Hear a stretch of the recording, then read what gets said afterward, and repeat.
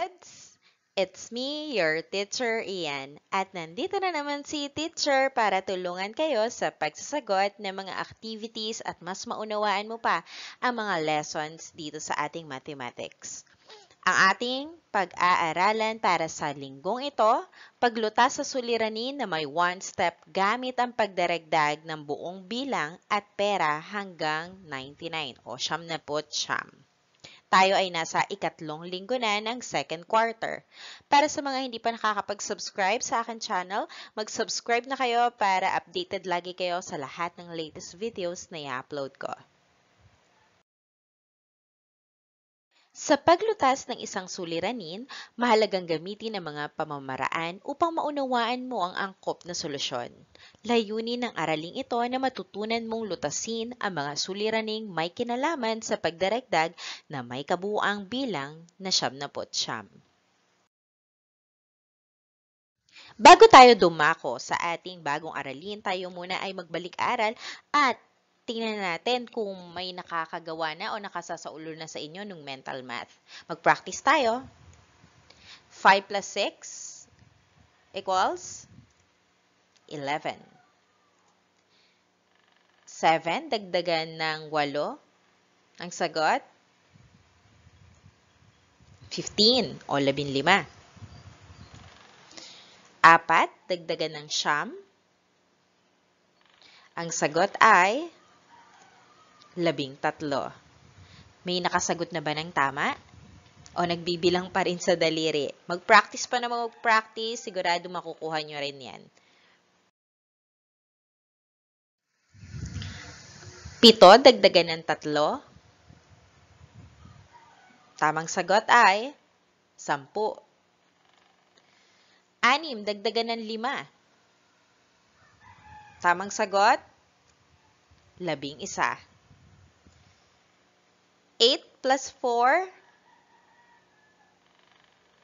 equals 12. Bigyan ng 5 bagsak ang iyong sarili kung ikaw ay nakatama sa 6 na ipinakita ni teacher. 1, 2, 3, 4, 5. So, ayan. Mag-practice pa na mag-practice ha. Siguradong makukuha mo din yung mental math na itinuro ni teacher. Yung gamit ang number line. At syempre, hindi pa tayo magsisimula. Babalikan pa natin yung ating addition without regrouping at addition with regrouping. Unahin na muna natin yung addition without regrouping. Ito yung walang dinadala doon sa taas. Okay? 2-digit number to ha. 40, kapalan natin. 47. Sulat ni teacher. Ulitin ko. Okay. 47 plus 31. Yan, yung ating plus. Sa pagdaragdag ng 2-digit number, at ito ay naka-vertical position o yung patayong posisyon, tandaan, lagi nating inuuna ang ones. At sa pagsusulat ng patayong paraan ng pagdaragdag, siguraduhin magkatapat ang ones, magkatapat ang tens, at yung mga susunod pa. Okay? Dito tayo sa ones, 7 dagdagan ng 1. Para sa mga hindi pa gaanong gamay ang mental addition, sige, tayo magbakod. 7, 1, 2, 3, 4, 5, 6, 7, at 1. Alam na natin na ito ay 7, dugtong na natin o ituloy na natin ang bilang. 7, 8. Ang sagot ay 8.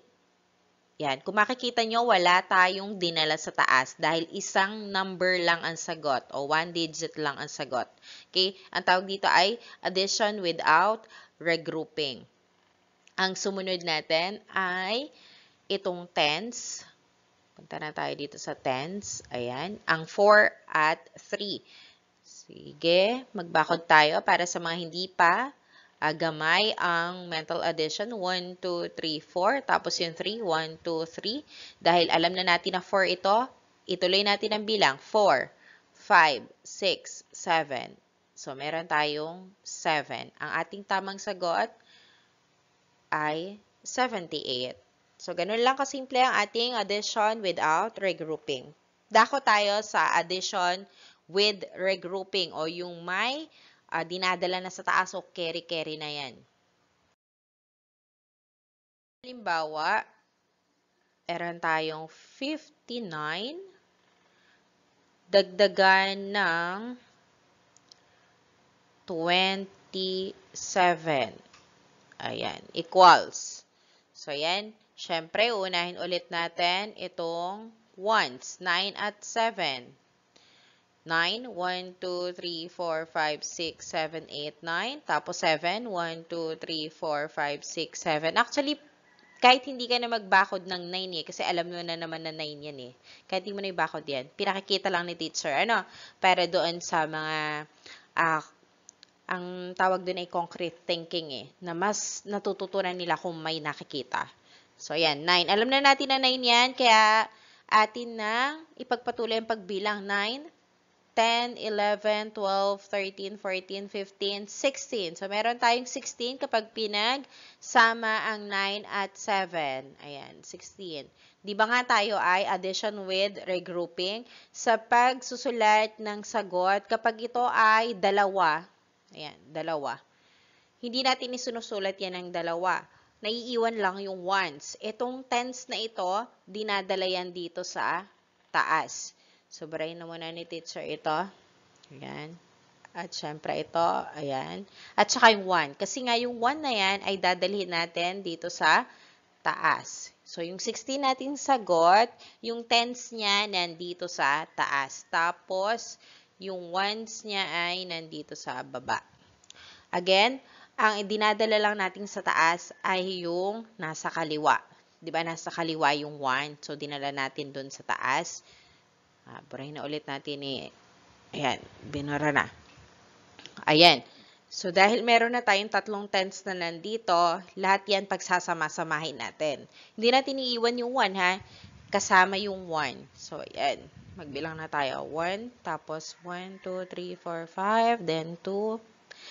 Dito tayo sa 5. Since ito yung pinakamalaki, 5. Tuloy natin ang bilang. 5, 6, 7, 8. So, meron tayong 8.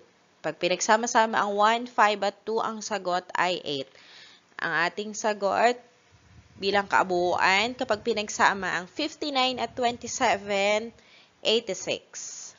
Okay na? Medyo mahaba-haba yung lesson natin, kaya umpisahan na natin. Pwede mag-practice pa sa bahay. Si Mami magbibigay sa'yo ng example, tapos sasagutan mo. So, yun lang naman yung tamang paraan para mas mahasa ka pa, magsanay ka lang ng magsanay. Tayo ay sa paglutas ng suliranin. Mayroong hakbang na sinusunod para masagutan mo ang suliranin. Ito ay ang mga sumusunod. Una, alamin kung ano ang tinatanong sa suliranin. Pangalawa, alamin ang nakalahad o ibinibigay na datos sa suliranin. Pangatlo, alamin ang mga word clue. Pang-apat, alamin ang operasyon na gagamitin.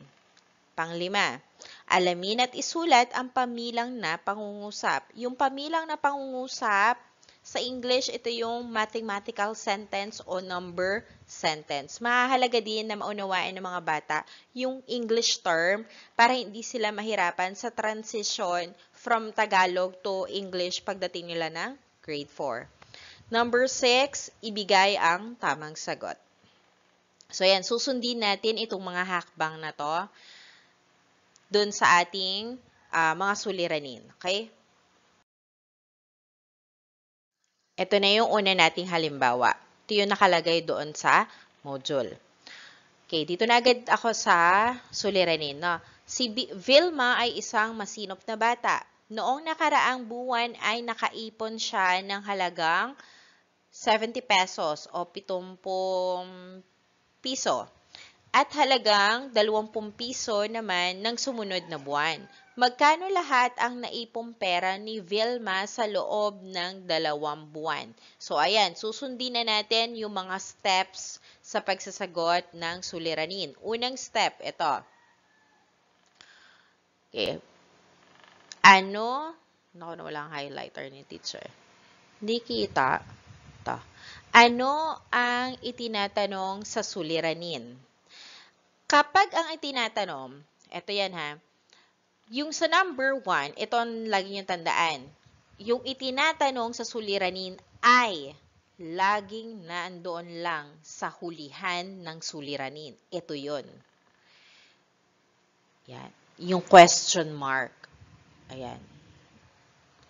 Yan ay laging nandun sa hulihan ng suliranin, yung tinatanong. Kaya tinatanong, ano daw yung tinatanong? Yung may question mark. Magkano lahat ang naipong pera ni Vilma sa loob ng 2 buwan?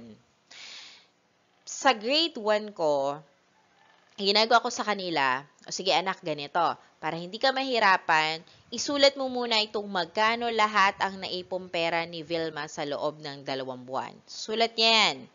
Okay? Pag sinulat niya yan, sasabihin ko dyan, anak, yung magkano, pinapalitan lang yan ng salitang halaga.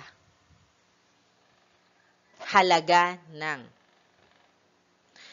Dito sa sagot, makikita natin, ang kabuang halaga ng perang naipon ni Vilma sa loob ng 2 buwan. Ito lang yan, no? Ang naipong pera ni Vilma sa loob ng 2 buwan. Yung question mark, tatanggalin mo yon. Gagawin mo lang tuldok. Tapos ito yun, no, halaga. Diba? Yung magkano, lahat. Ang kabuang halaga. Kahit nga wala na yung kabuang, okay na yung halaga. Halaga ng perang naipon ni Vilma sa loob ng 2 buwan, okay na yun. Ang importante na unawaan niya na mula dun sa tanong ay ito ay naisusulat niya bilang sagot na ang kabuang halaga. Hindi lang basta isinulat niya yung magkano lahat ang naipong pera ni Vilma sa loob ng 2 buwan. Kundi kaya niyang palitan yung tanong na magkano ng salitang halaga ng perang naipon ni Vilma sa loob ng 2 buwan. Laging tandaan, yung tanong sa suliranin ay nandito lang yan sa hulihan.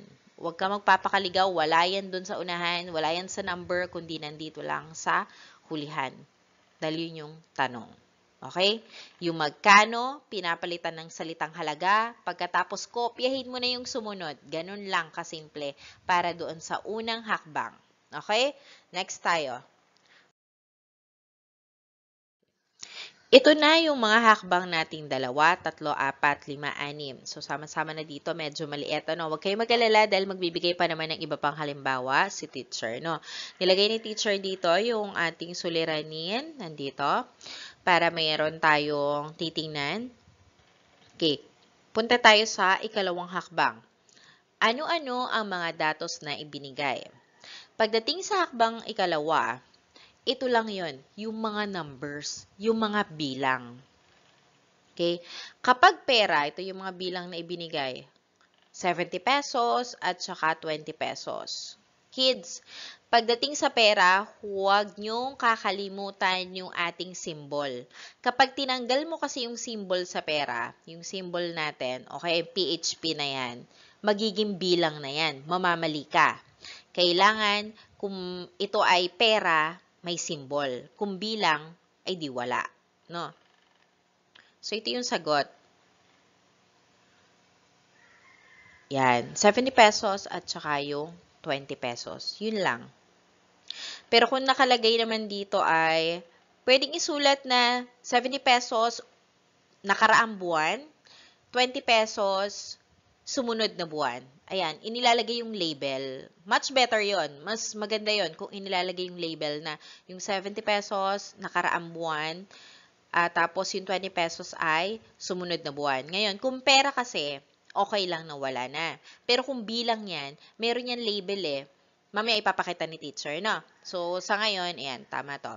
Number 3, ano-ano ang word clue na makikita sa suliranin? Ang word clue ay karaniwan ng nakikita sa parte ng tanong. Diba? Ang parte ng tanong natin ay nandito sa dulo. Yung magkano lahat ang naipong pera ni Vilma sa loob ng 2 buwan. Kapag sinabing word clue, ito yung salitang nagbibigay sa atin ng idea kung ano ang operasyon na ating gagamitin. At ang word clue natin ay at lahat. Ito yan. Lahat. Para sa addition o pagdaragdag, Ang word clue ay kabuuan, lahat, pinagsama-sama. Halimbawa, ilan ang bayabas kapag pinagsama-sama. So, yun, pinagsama-sama ay mga word clue para sa addition, no? Na nakikita sa karaniwan. Karaniwan nakikita doon sa tanong, parte ng tanong. At ito 'yon. Lahat. O, 'di ba? Lahat. Okay, yung at ay ito naman ay nakita doon sa bahagi ng ating suliranin pa rin. At, 'di ba nga, ang ibig sabihin ay plus. Ang basa ng plus natin sa Tagalog ay at. So, yun. Ibig sabihin, pagsasamahin. Punta na tayo sa number 4. Ano ang operasyong gagamitin? Dahil nga doon sa word clue natin, natukoy natin na magdaragdag tayo. Ang operasyong gagamitin natin ay pagdaragdag o addition. So, ayan. Pwedeng ganoon ang sagot, addition o pagdaragdag, pagsasama-sama. Okay. Okay na tayo sa number 4. Punta na tayo sa number 5. Ano ang pamilang na pangungusap? Yan. Ito, in-illustrate lang, ha? Naglagay lang ng drawing, pero okay na yan kahit wala na yan. Ang importante, itong ating mathematical sentence o number sentence na 70 pesos plus 20 pesos equals n. Ma'am, saan po yung n? Bakit po may n? Sa number sentence, hindi agad inilalagay ang sagot. Ang ibig sabihin ng n ay hindi pa alam ang sagot. No, unknown yan. Yung n. Okay, unknown.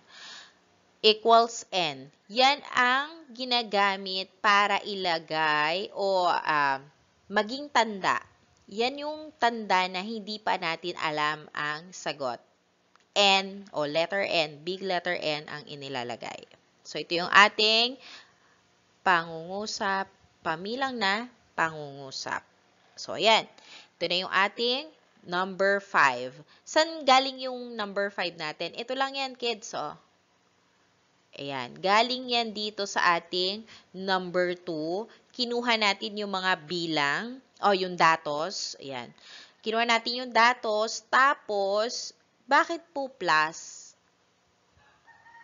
Kasi, di ba nga, nakalagay dito, ang operasyon na ating gagamitin ay pagdaragdag, kaya plus. So, okay na.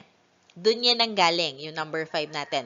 Mula doon sa datos at doon sa operasyon na dapat gamitin. So, punta na tayo sa solution.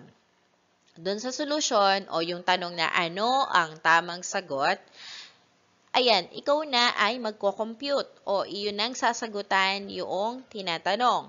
So, isinulat ito, dahil 2-digit number na tayo, isinulat ng vertical position yung ating mga given. Yung 70 pesos plus 20 pesos at ang sagot ay 90 pesos.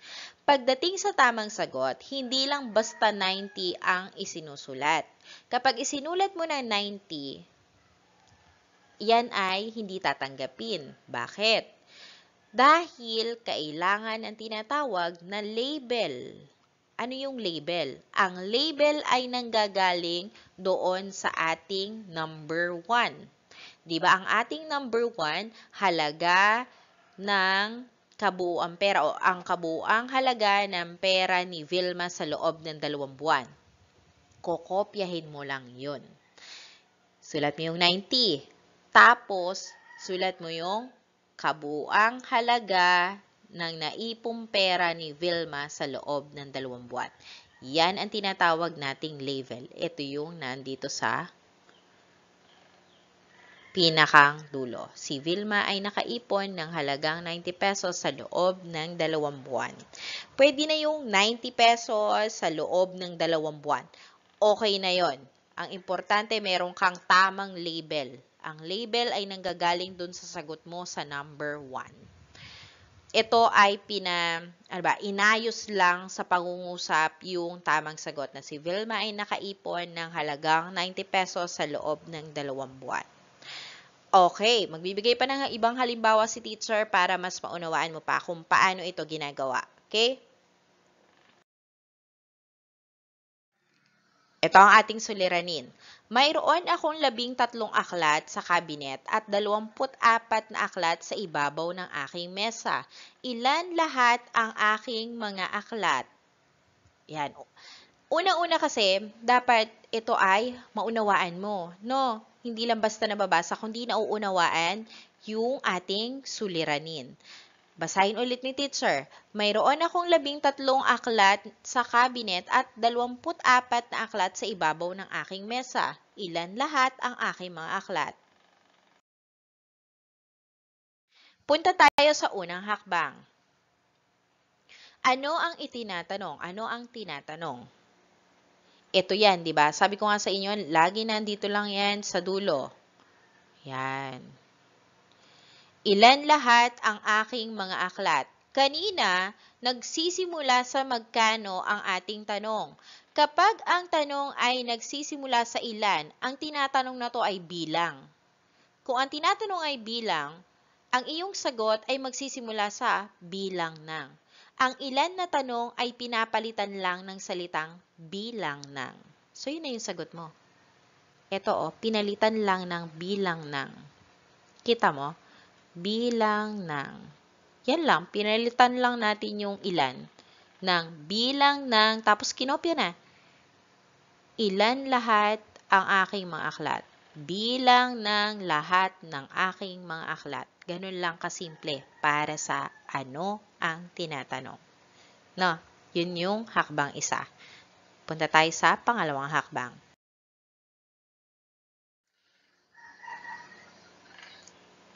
Ang sumunod ay, ano-ano ang mga datos na ibinibigay? Sabi ko nga, kapag tinatanong ang datos, ito yung mga bilang. Lagyan natin ang guhit. Ayan o. Bilang, 13, 24. Okay. At ito yun. 13 aklat sa cabinet. Label to eh. Label ang tawag dyan. Ayan. Tapos, 24 na aklat sa mesa. Or okay naman din na nakalagay 13 aklat, okay na yun. 24 na aklat, okay na yun. Huwag lang 13 tapos 24 lang. Kailangan may nakalagay pa rin tayong tinatawag na label, no, pagdating dun sa datos. Dahil hindi lang ito basta bilang, kundi ito ay suliranin. Nagsasagot tayo ng suliranin. Ano?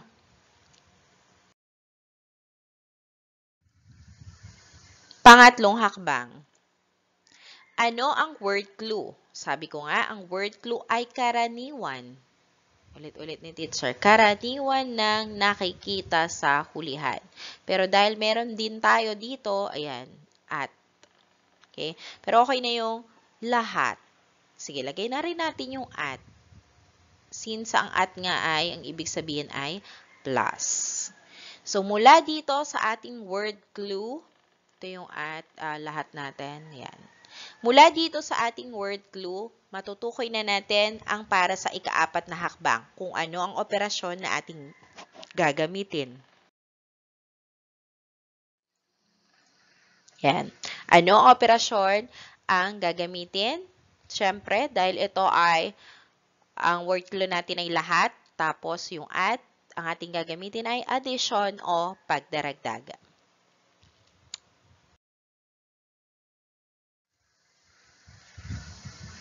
Ikalimang hakbang, ano ang pamilang na pangungusap o tinatawag natin na mathematical sentence o number sentence?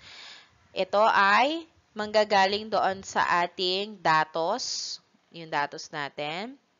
Ayan. Tapos, yung ating operation ay plus o yung addition.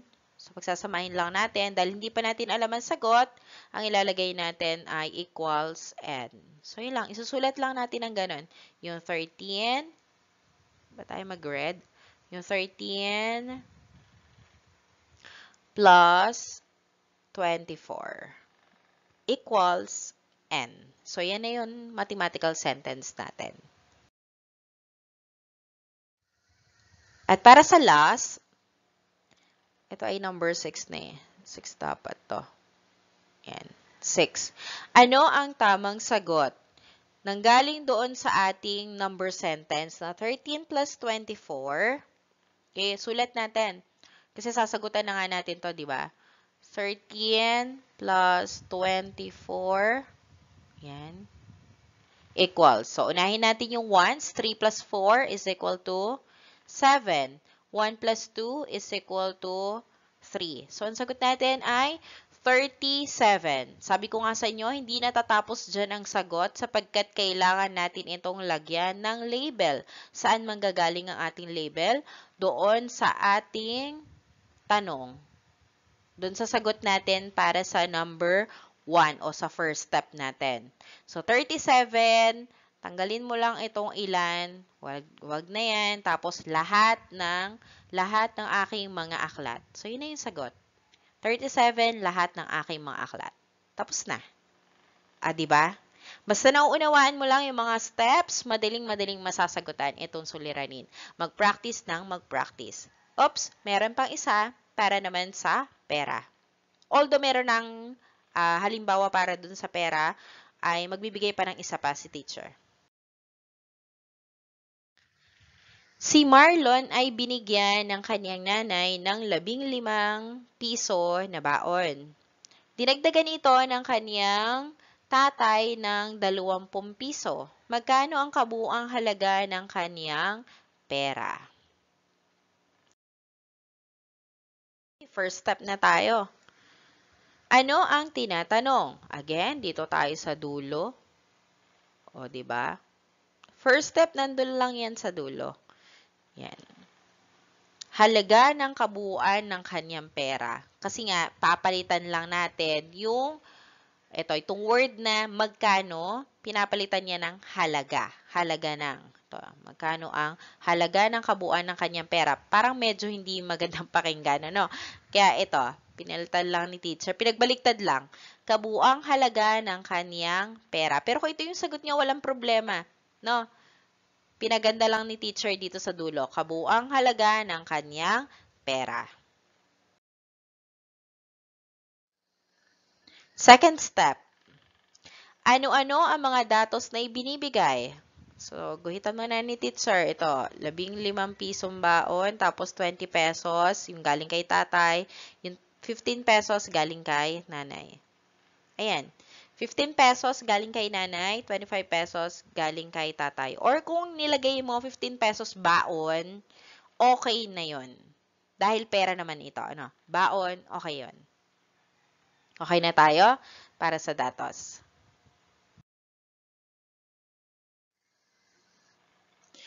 Number 3, ano ang word clue? Para meron ako dito hindi na ilagay, no? Nakaraniwan sabi ko makikita sa tanong. Pero kung yun lang yung sagot nyo, okay lang din yan. Ayan, nandito yon. Yun, kabuuan. Ibig sabihin, pagsasama-samahin kung kabuuan ang tinatanong. At meron pang isa kasi eh. At yung isa pa. Dinagdagan. Diba? Yung word na dinagdagan, pwede din yun kasama sa word clue. Kasi nga, dinagdagan, ibig sabihin, pagdadagdag. Diba?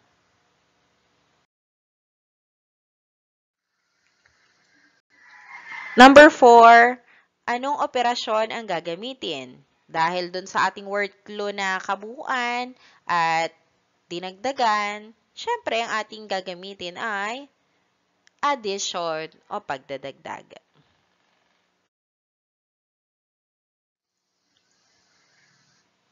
Number 5, ano ang pamilang na pangungusap? Ang pamilang na pangungusap ay yung mga bilang. Ito ang ating ay yung datos natin. Yung 15 pesos at saka 20 pesos. At yung ating operation na addition. Yan, 15 pesos plus 20 pesos. Dahil hindi pa natin alam ang sagot, sulat ay equals N. Na tayo. Para sa huling hakbang, ano ang tamang sagot? Okay, mula dito, napakita na agad ni teacher to, pero ipapakita muna ni teacher yung kung paano nakuha yung sagot. Mula dun sa ating number sentence na 15 pesos plus 20 pesos, sulat natin. Ayan, 15 pesos plus 20 pesos. Sa money kasi, pag nagsusulat, okay na yung nasa taas ay may peso sign, sa baba okay, wala. Okay? Indicator na rin yun na may peso sign. So, 0, 0, tuldok. 5 plus 0 is equal to 5. 1 plus 2 is equal to 3. Siyempre, sa tamang sagot, huwag kalimutan yung peso sign. So, 35 pesos. And again, dun sa tamang sagot, hindi natin kinakalimutan yung ating label. So, yan. 35 pesos. Saan nanggaling yung label? Dito lang yan, oh. Kabuuan ng kanyang pera. Ang kabuuang halaga ng kanyang pera. So, that's it. Okay ba? Maliwanag ba? Pwedeng mag-practice para mas mahasa ka pa sa pagsasagot ng mga suliranin. So, ayan. Tayo ay magsimula ng magsagot ng mga activities. Gawain sa pagkatuto bilang isa. Gamit ang mga pamamaraan sa paglutas ng suliranin, subukan mong lutasin ang isang suliranin sa ibaba. Isulat ang sagot sa iyong kwaderno. Yung mga tanong na nandito ay pwede nang hindi isulat sa notebook. Okay? Yun na lang hakbang. 1, 2, 3, 4, 5 o kung ano yung tinatanong. So, yun lang yung makikita sa notebook. Okay? Babasahin na lang ni teacher, si Pepe ay may 7 bayabas at 6 na mangga. Ilan lahat ang kaniyang prutas? Number 1, ano ang itinatanong sa suliranin? Number 2, ano ang datos na ibinigay? 3, ano ang word clue? 4, ano ang operasyong gagamitin sa suliranin? 5, iguhit mo ang suliranin gamit ang mga nabanggit na prutas. O dito sa number 5, kids, magdo-drawing ka pala. Kailangan mo mag-drawing ng 7 bayabas, tapos 6 na mangga. At yung may indicator na ganito, yan, yung may plus. Yung kanina, di ba, dun sa pera, nag-drawing nun sa pera. So, ganun din yung gagawin mo, bukod doon sa pamilang na pangungusap. Tapos sa 7, ipakita ang solusyon. At 8, ano ang kumpletong kasagutan. So, pinaghiwalay lang. Yung step 6 natin, di ba, magkakasama na. Yung nag-plus tayo, tapos yung kumpletong sagot, pinaghiwalay lang dito. No? Okay na? Next. Gawain sa pagkatuto bilang 2. Unawaing mabuti ang suliranin. Kumpletuhin ang talahanayan. Isulat ang sagot sa iyong kwaderno. So, ito yung ating suliranin.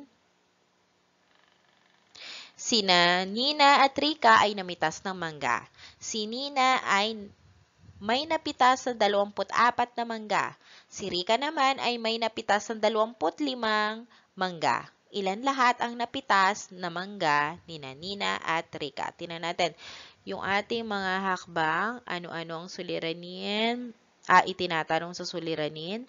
Ano ibinigay na datos, word clue, operasyon, okay, pamilang na pangungusap, ipakita ang solusyon, ano ang tamang sagot. So, dito sa 6 at 7, wala, ito yung ating last na step na pinaghiwalay lang. Tapos, wala ka nang gagawin dito drawing. Okay? So, yun lang. Kung medyo nalimutan mo yung hakbang, pwede mong balikan yung ating mga example.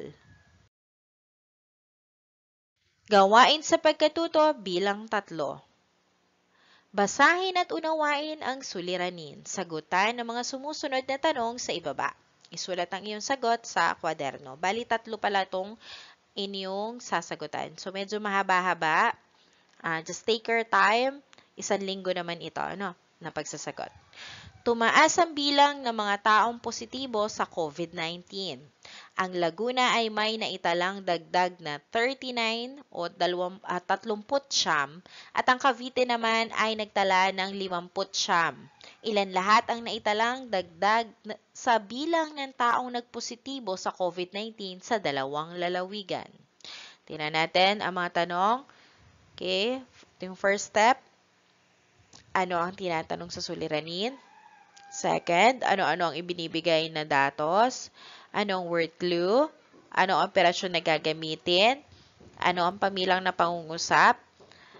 Ano ang sagot sa tanong? Tapos, dun sa number 6, eto na ha, huwag kalimutan yung label. yung solution mo, tsaka yung label para sa number 6. At sa number 7, mahalaga ba na nalalaman mo ang pagdiragdag ng mga bilang ng mga taong positibo sa COVID-19? Bakit? So, yun lang. Okay, next. So, tatlong suliranin na inyong sasagutan. Thank you for watching, kids. Good luck sa pagsasagot. See you in my next video. Goodbye!